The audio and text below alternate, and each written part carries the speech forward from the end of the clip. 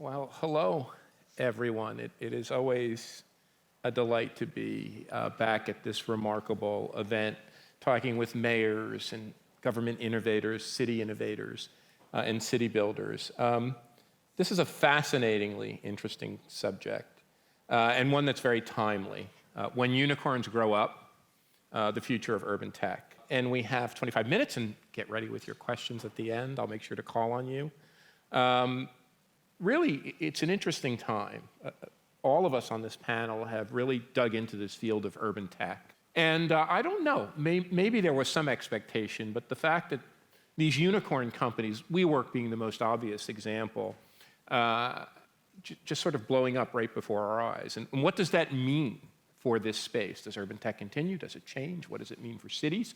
What does it mean for this country? We have two fantastic panelists. Molly Turner is deeply engaged in urban tech and policy regarding it. She's a lecturer at the business school at the University of California at Berkeley, the Haas School. She teaches a course, I teach an MBA program too, on tech in the city. She's on the board of SPUR. If you don't know SPUR, it is my favorite urban policy body in the Bay Area. And she is my colleague, co-host and co-producer of the CityLab Technopolis podcast. Prior to that, Molly worked for a long time in public policy and Airbnb. Anthony Townsend is the leading expert on technology cities. He's written an incredible book, which I recommend to everybody, on smart cities. He has a new book coming out called Ghost Road. It's about driverless cars, Ghost Road. He's the founder of the Star City Group, an urban futures group based in New York City. I just want to spend a couple of minutes giving you an overview of this field called urban tech, and we'll go to the panelists. This is really a fascinating field. And I'm someone who studied venture capital financed high technology for nearly 30 years now. My original research was on this. Urban tech spans a variety of industries, hard to define, ride sharing and mobility, co-working, delivery, smart cities, construction technology, property tech.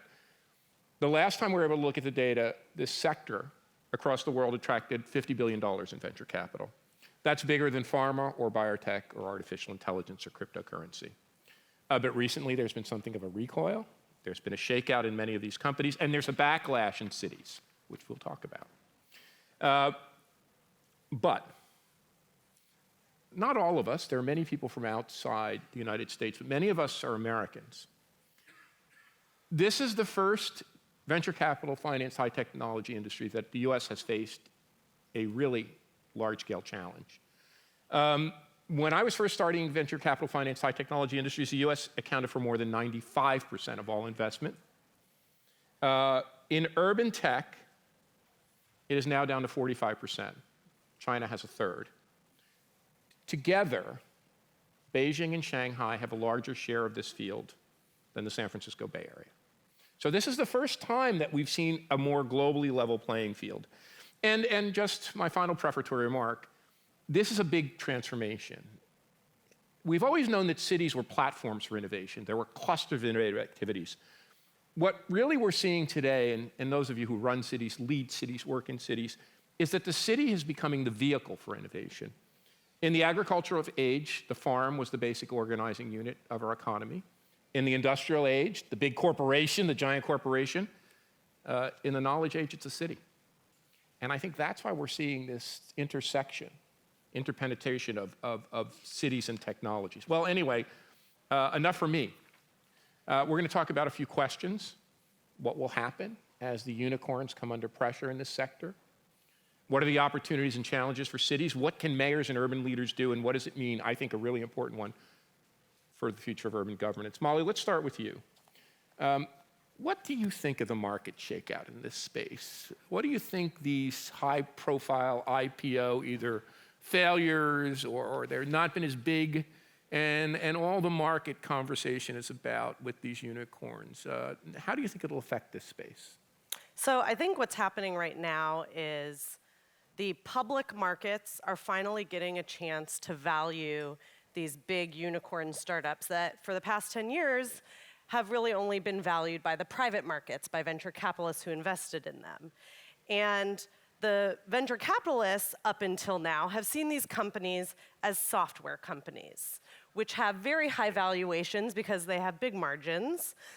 So, like, for example, while Uber benefits from calling itself a software company from a regulatory perspective, we all know, looking at Uber's business model, it is not just a software company, right? And any transportation planner that you talk to today or 10 years ago when Uber was founded will tell you running a transit system does not produce a lot, if any, revenue, certainly not the kind of revenue that a software company is going to produce.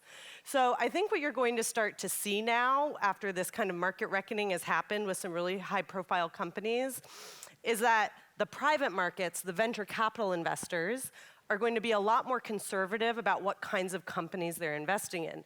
They're going to be focused a lot more on software urban tech companies and a lot more afraid of these kind of brick-and-mortar real-world urban tech companies.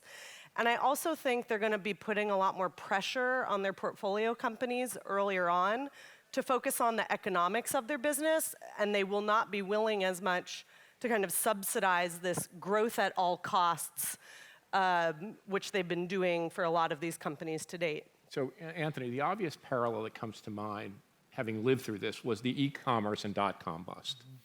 And I remember people saying, well, it's going to go away. People are going to go back to shopping. And now, Amazon is just a mammoth player in the e-commerce online shopping space.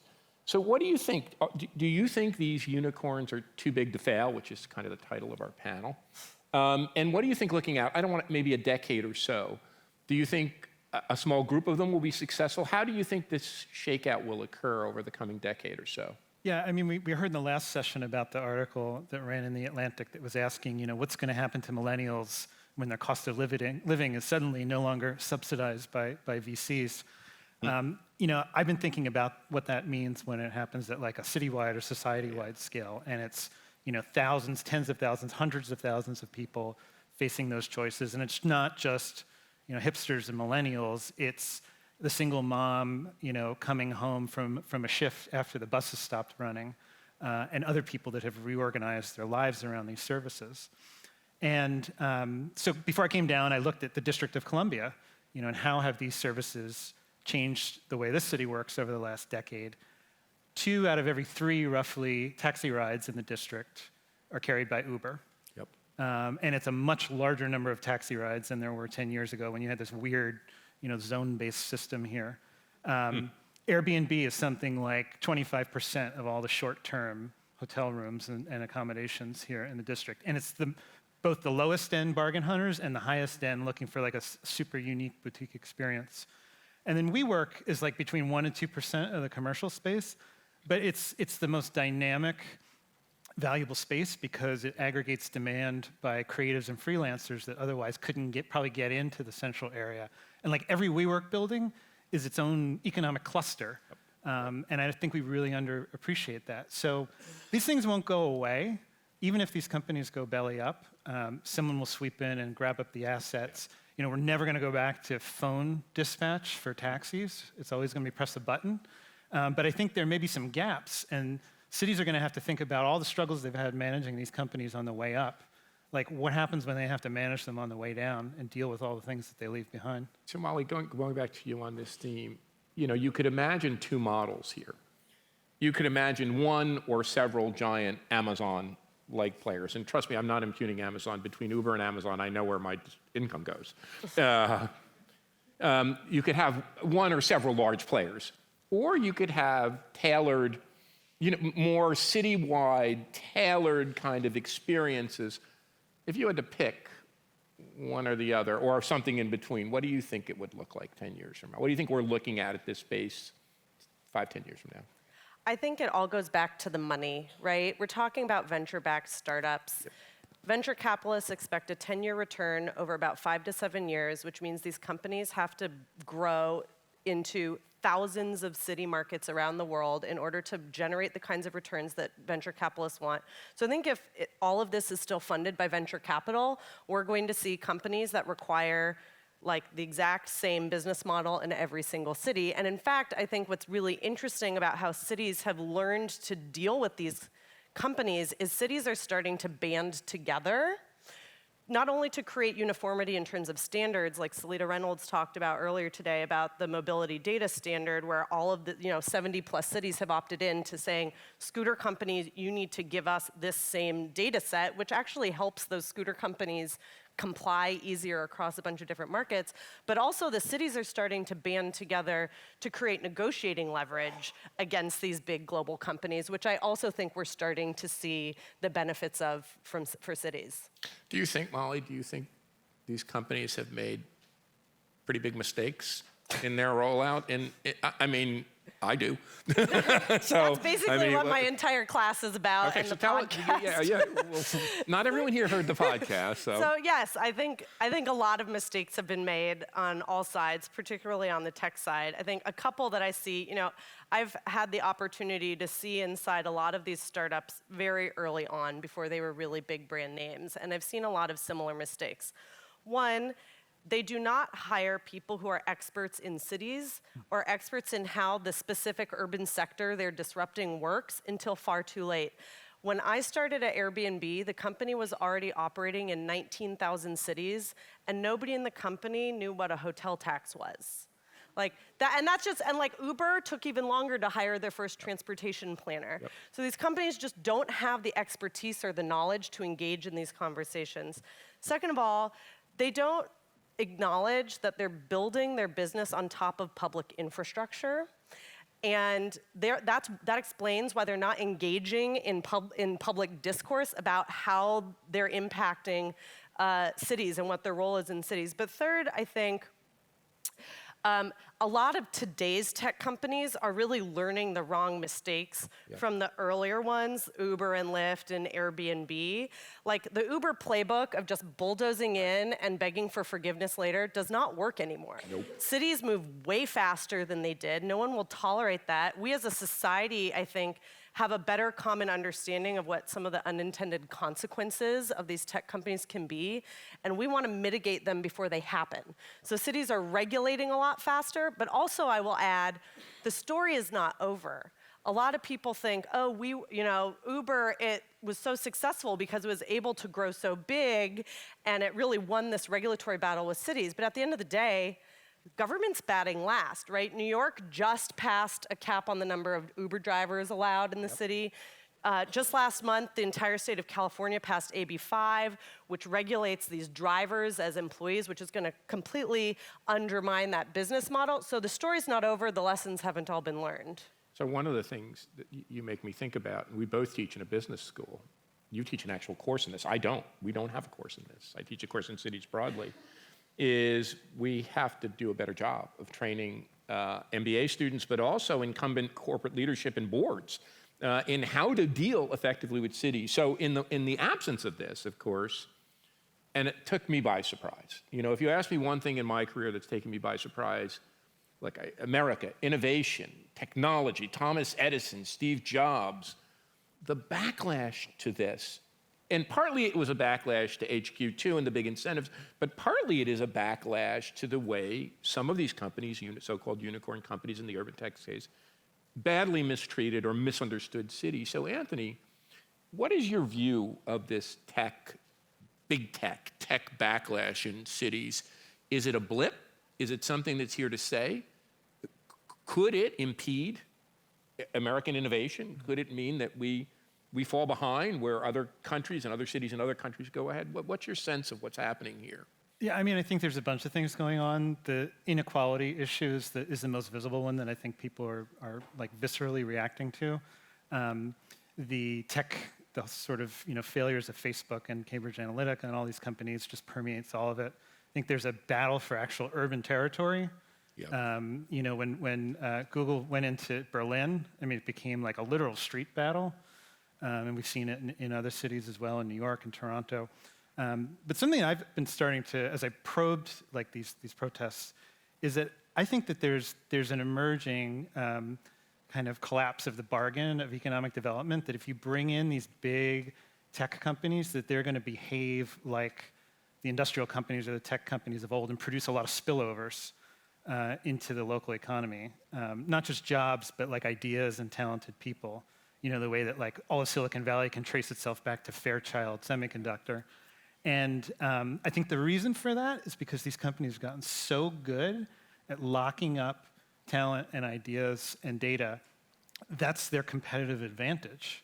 So in many ways, I think there's like a mismatch between how these companies actually work and how economic development sees them. So it's really interesting. You know, Bill Peduto, my great friend, mayor of Pittsburgh, once said in dealing with one of Uber, that dealing with this high-tech startup, because he had a long history of dealing with steel companies, but also big three companies, dealing with the unicorn company was like dealing with a teenager.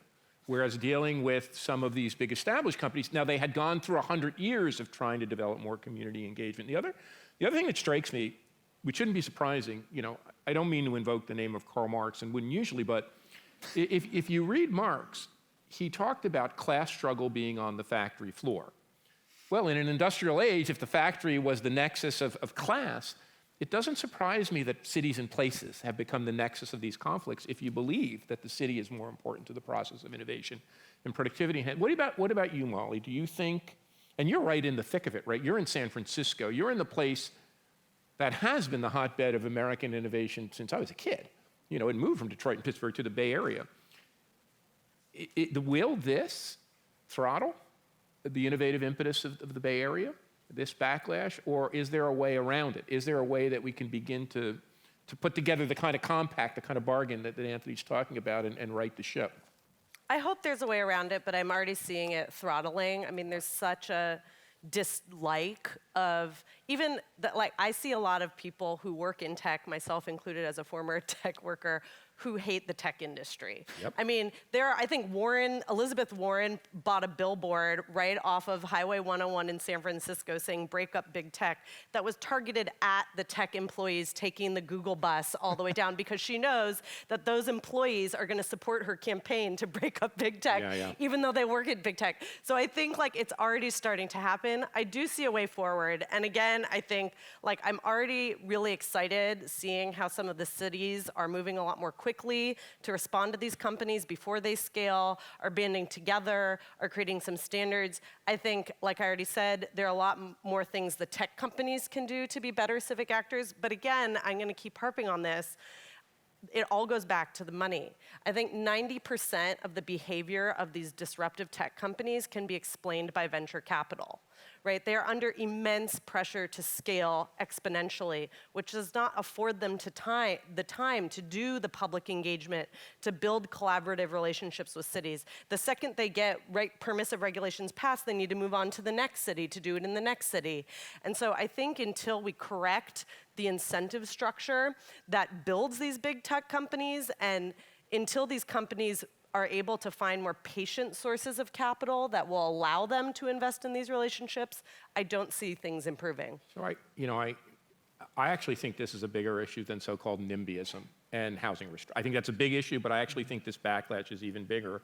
One of the things you mentioned, I just want to push on this, is many of these companies, if you look at the profile of these regions, they are the most small, progressive, most left-leaning, vote the most, and so it's very interesting that you said many of the employees. Do you think the employees of these companies could be a force for change? I tell my students crazy. that the two forces for change that I see having the biggest impact on the decisions of these companies, doing the right thing civically, are employees organizing internally to say, we don't want to work at a company that does this, and we're seeing this more and more today. But the other is the press. Like the press hounding on these companies to do this thing over and over again. That's the only time I've seen these companies actually invest in solving these problems. And so those are the two things I think are going to create some change. So get ready with questions for these two incredibly fascinating people who know a great deal about this. Anthony, maybe one question for you, and then we'll go to the audience. Part of this issue is an issue about privacy. And boy, oh boy, has that been a big issue. And you know, Shoshana Zuboff, professor at the Harvard Business School, wrote a book on surveillance capitalism. And that's part of it. But the bigger question with regard to privacy and more is, it seems to me that you said the compact is breaking down, and around privacy and around other regulation. Is there a new compact, or let's call it a governance model, or set of models that we could begin to think about that would help bring that compact back together? You know, like every time there's been a big wave of public sector reform in the US, like in 1890s, 1920s, 1960s. It started in local governments, and it's sort of traveled along with big changes in information technology, whether it was like punch card readers, radio, or mainframe computers. And we're really long overdue for that. And I think like when we talk about kind of fizzy ideas about governance reform in the age of big data, like we need to just rewrite the charters. Like most city charters are Article 1, police department, Article 2, fire department. And, you know, it's like a 19th century management scientist's blueprint. And I think we need to update those. So we need to figure out like how we store data about individuals. We need to figure out like how we manage public records with modern technology. And we need to figure out like how we do voting and representation in some of the more creative ways that people have been talking about here. And those should be like the basic building blocks.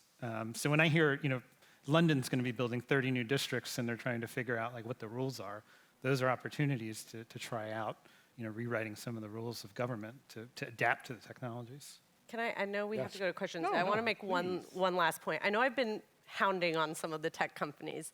I just want to say, I actually think this tension between the tech companies and civic leaders and civic stakeholders is healthy. This is something I've come to believe as my co-host Jim and I have interviewed a lot of people on our podcast. Like, this tension is actually good. Everyone is playing the roles they're supposed to be playing, right? The private sector and these tech companies are building new business models that meet unmet demands and help us think differently about things.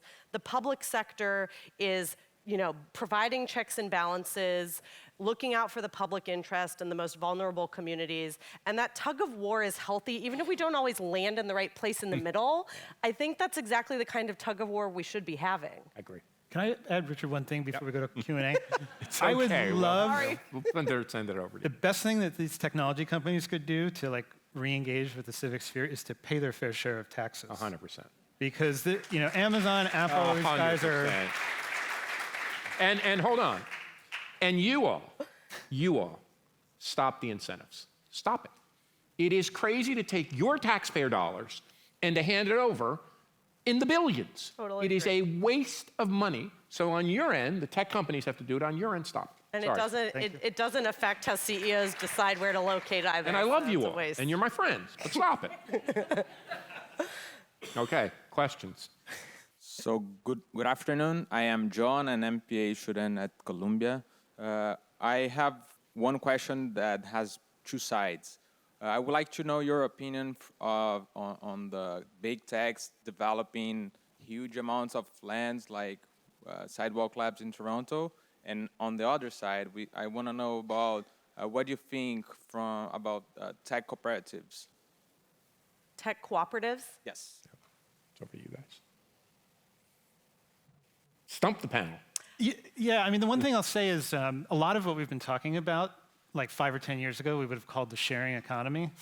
Yep. And you know, it turns out that that wasn't like sharing like we do in kindergarten. It was sharing like, you know, I'm basically going to manage a bunch of really expensive assets smarter using this technology.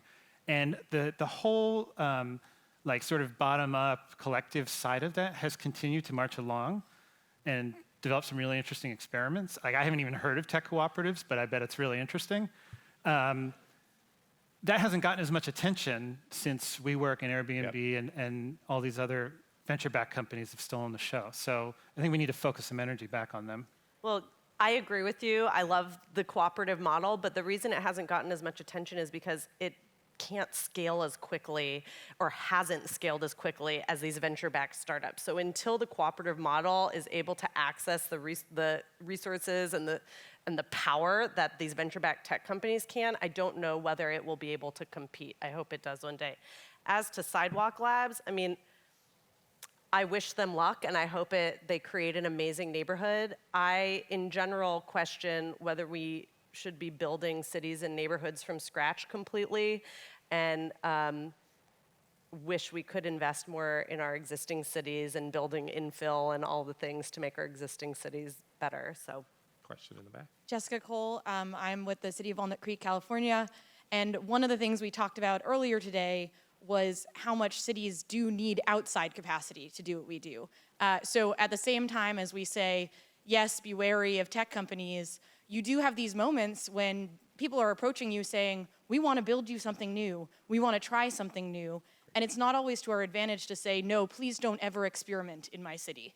So I think there's a question that I have, which is around risk allocation. When you're looking at people who are approaching you, what are you thinking about in terms of who's going to keep their promises to the public and who's not? Look, when I wrote my book, I made IBM and Cisco like the bad guys because I thought they were kind of telling cities how it should be. If you compare the way they've operated over the last decade to the way some of these venture-backed startups have, they look extremely responsible. They have 100%. gone to cities with the technical expertise and tried to work within the existing frameworks, and they've learned a ton. I don't know. So, like, I think you're absolutely right. Cities have to source technical expertise from outside and ideas about what the solutions are. It's absolutely essential. And I think, Jessica, there's some models that I know you're aware of that I think are really promising, like the startup in residence model, which came out of San Francisco, which is about how the city can actually ask startups for help addressing kind of some internal service provision challenges, et cetera. But also the city of San Francisco and a lot of other cities are trying to create this kind of like front door for tech startups before they've proven themselves to come in and say, hey, here's our idea. How should we be regulated? Can we pilot this to prove it out? I think, San Francisco has only allocated $250,000 to this new Office of Emerging Tech, so I don't think that's going to do that much. But if another city wants to implement that idea and actually put some money and authority behind it, I think that could actually do a good job of bringing in some of these earlier stage companies and giving them a more meaningful way to engage with the civil servants to produce better outcomes. If we have a final question, I'd like to take it. If folks want to give me more time, we'll take that too. Hi, sorry, when I get out of Alaska, I just try to talk as much as I can before I have to go back there. The mobility data standard, I'm curious how cities, I was really excited about how quickly people tied on to that. How do cities ramp up so that they can negotiate with these companies so they can get smarter? This is all new stuff, but how do we extend that model, or what do you see the future of that being? I mean, the one thing I'll say about that is I think MDS is like a good idea. I have not seen like what the compelling public interest is in terms that I can explain to my mother. I understand it as an expert, and I think that's what's going to be necessary to get the political support to really drive that stuff forward. Cities have been able to use MDS and other tools to regulate scooters in a way that they wished they had been able to regulate Uber and Lyft. Yep. And I think that even with scooters, a lot of cities have kind of over-dialed and asked these startups to do things that will put them out of business or that they're not able to do. And I think there's a lot of conversation right now with MDS about like what is the appropriate thing to ask these startups to do and what should they not be asking to do, and privacy issues and stuff like that. But I think, the cities are working, there are a lot of groups. I think OMF is working to really expand the adoption of MDS and to develop the capabilities for cities to actually implement it. So if they don't have people on staff who are able to do this, they can tap into these external resources. And I think that's really promising. Yeah, just one last comment about this. I think for most of my life, certainly from the late 60s and then again in the 2000s, technology was seen as a very optimistic, positive force. San Francisco, it created a bohemian culture. It was going to make the world better. We're going to invent computers. And I saw this in both public policy school and in business school. Many of my best students wanted to go to work for these unicorn companies. Now, and you said it, you both said it, I think the rose is off the bloom, that many of these young, talented people who were going that way are now saying, no, I feel like I'm a little bit more of an activist. I care deeply about the public interest. I want to make a difference to my community, and I think we're just seeing a pendulum shift. And I think, just to echo what you said, I think this dialogue, if you will, this conversation, this contestation, is in the end healthy as long as we get it done. With the remarks I made earlier, this is a global competition, and one in which the United States may have first mover advantage, but it's not a very strong first mover advantage the way it was in other technology sectors. So with that, I'd like to thank all of you. Thanks to sponsors of this great conference, and Molly and Anthony. Thank you, guys.